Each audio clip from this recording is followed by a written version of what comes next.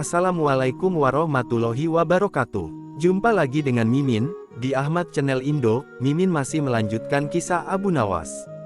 Tanpa berlama-lama lagi, mari kita masuk ke alur ceritanya, yang berjudul, Telur Beranak. Alkisah. Suatu sore sepulang kerja, Abu Nawas duduk santai di beranda rumahnya. Ia sedang berpikir keras bagaimana cara memberikan makan keluarganya beberapa minggu ke depan. Hal itu mengingat karena Baginda Raja Harun al-Rasyid jarang memanggil ia menghadap ke istana, sehingga ia tidak mendapat hadiah dari Baginda, sedangkan upah dari pekerjaannya tidaklah seberapa.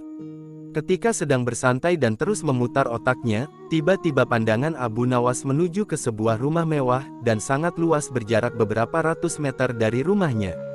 Rumah tersebut adalah rumah orang kaya dan tuan tanah di kampung itu. Rumah tersebut sangat lengkap, juga tersedia gudang penyimpanan makanan, peternakan, perkebunan dan lainnya. Hampir semua orang di kampung itu, bekerja pada tuan tanah tersebut, termasuk Abu Nawas. Akan tetapi masalahnya, tuan tanah tersebut sangat kikir dan tamak.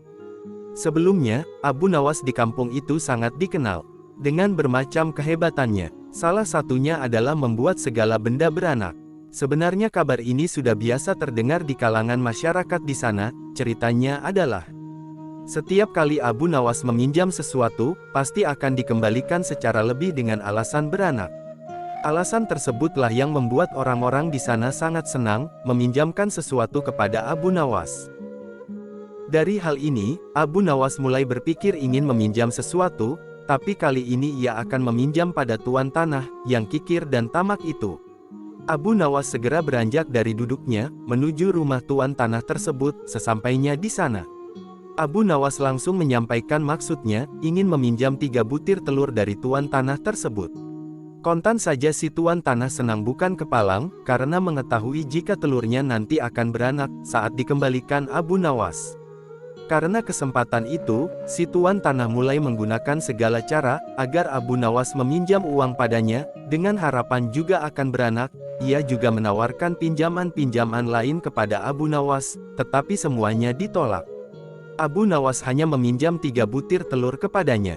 Saat tuan tanah menanyakan kapan telur itu akan beranak, Abu Nawas menjawab itu tergantung dengan keadaan, kemudian pamit meninggalkan rumah tuan tanah tersebut.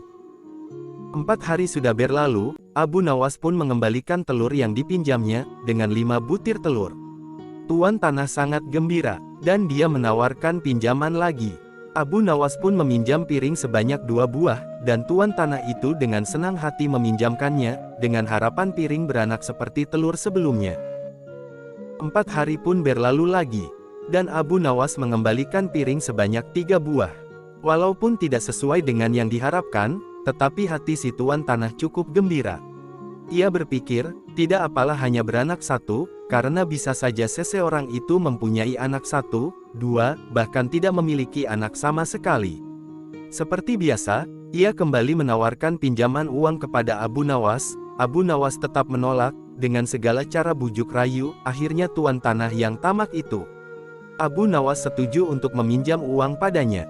Tidak tanggung-tanggung, ia diberi pinjaman sebanyak 1000 dinar, uang sebanyak itu cukup untuk membayar upah selama 1 bulan, untuk semua orang yang bekerja pada tuan tanah tersebut. Setelah menerima pinjaman uang 1000 dinar, Abu Nawas segera pamit meninggalkan si tuan tanah. Hari-hari terus berlalu, tuan tanah harap-harap cemas, tidak terasa sudah sampai 1 bulan. Abu Nawas juga tidak kunjung datang ke rumahnya, untuk mengembalikan pinjamannya yang sudah beranak. Karena sudah tidak sabar, dengan perasaan gembira, si tuan tanah berangkat menuju rumah Abu Nawas bersama beberapa pengawal. Namun sayang, ketika sampai di rumah Abu Nawas, ia mendapat berita yang sangat mengejutkan. Sayang sekali tuan, uang yang tuan pinjamkan, bukannya beranak, malah 3 hari setelah saya bawa pulang, mati mendadak, ujar Abu Nawas. Mendengar itu, si tuan tanah menjadi sangat marah. Abu Nawas hampir dipukuli oleh para pengawal tuan tanah, tapi untung saja tidak jadi, karena pada saat itu ada rombongan pekerja yang baru pulang.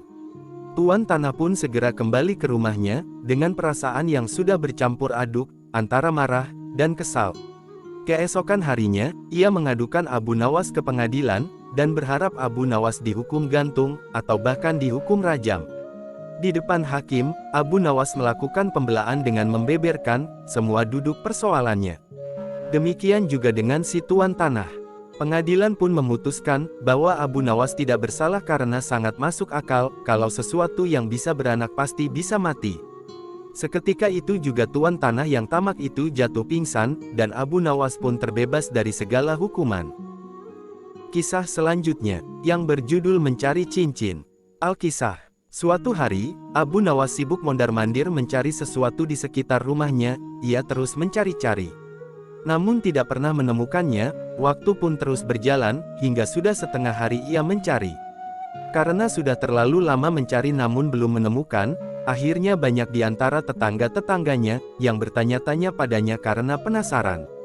Mereka pun banyak yang ikut bergabung untuk membantu Abu Nawas.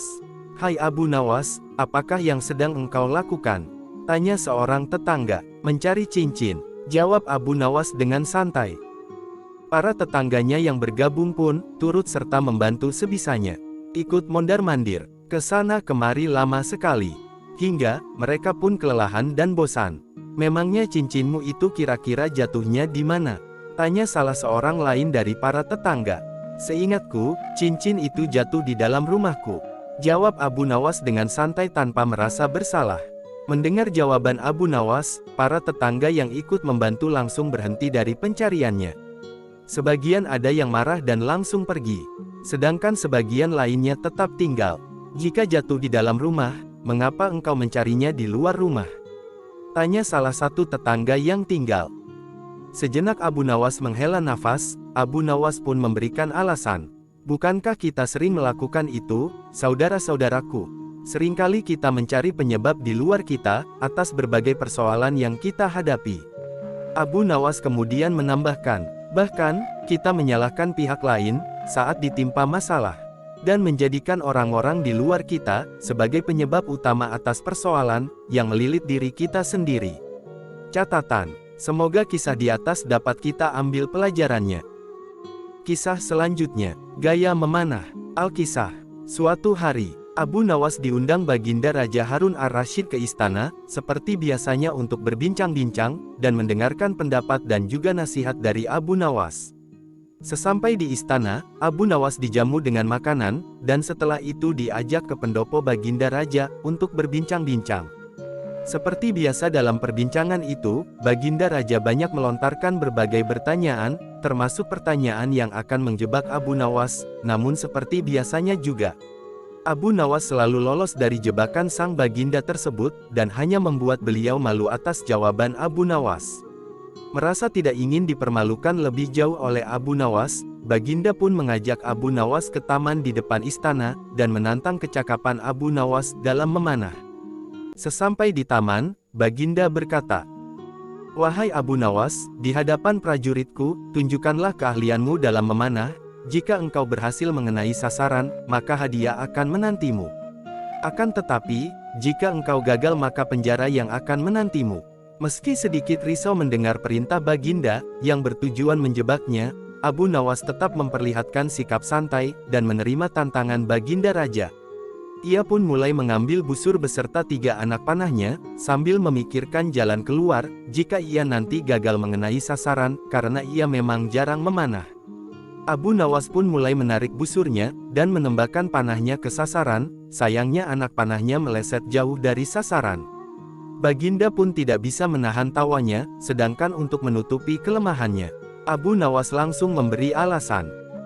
"Dari pengamatan hamba, yang tadi itu adalah gaya memanah para makelar tanah, wahai Baginda," ujar Abu Nawas. Sesaat kemudian, ia kembali membidik panahnya ke sasaran, namun ia gagal lagi. Ia pun kembali berkilah. "Kalau yang ini Paduka, gaya juragan tanah," kata Abu Nawas menutupi kelemahannya yang kedua. Selanjutnya untuk ketiga kalinya, Abu Nawas kembali membidik panahnya ke sasaran sambil berharap-harap cemas dan dalam hati terus berdoa. Entah kenapa kali ini nasib baik datang padanya, anak panah Abu Nawas mengenai tepat sasaran. "Nah, yang ini baru gaya Abu Nawas memanah. Hamba pun menunggu hadiah yang Paduka janjikan," kata Abu Nawas gembira. Baginda pun tidak bisa menahan tawanya. Sesuai yang dijanjikan, Baginda memberikan hadiah kepada Abu Nawas. Ia pun langsung mohon diri kembali kepada keluarganya. Kisah selanjutnya, mengerjai monyet. Alkisah, pada suatu hari yang cerah, ketika Abu Nawas sedang berjalan-jalan santai, ia tiba-tiba menjumpai ada kerumunan orang-orang. Ia pun merasa penasaran, dan kemudian bertanya kepada seseorang di sana. "Sedang ada apa di sana?" tanya Abu Nawas. "Sedang ada pertunjukan seekor monyet ajaib," jawab orang itu. "Ajaib bagaimana maksudmu?" tanya Abu Nawas kembali. Monyet itu mengerti bahasa manusia, dan ia tidak mau tunduk kepada orang lain kecuali pemiliknya, jawab orang itu. Abu Nawas semakin penasaran, dan segera menuju ke kerumunan untuk menyaksikan pertunjukan. Sesampai di kerumunan, ia melihat sang pemilik monyet ajaib, dengan bangga menawarkan kepada penonton akan memberikan hadiah yang besar, seandainya mereka dapat menundukkan monyet ajaib tersebut, agar mau menurut dan mengangguk-anggukkan kepalanya. Satu persatu, penonton mulai mencoba melakukan berbagai cara, agar monyet itu mau menganggukkan kepalanya. Namun belum ada satupun yang berhasil menundukkan monyet ajaib itu. Keadaan tersebut semakin membuat Abu Nawas penasaran, dan ia pun tertarik ingin menguji seberapa gigihnya monyet tersebut tunduk hanya pada pemiliknya, sehingga ia tidak mau menuruti orang lain. Abu Nawas kemudian maju, mencoba menundukkan monyet ajaib itu. Ia berbicara pada monyet tersebut.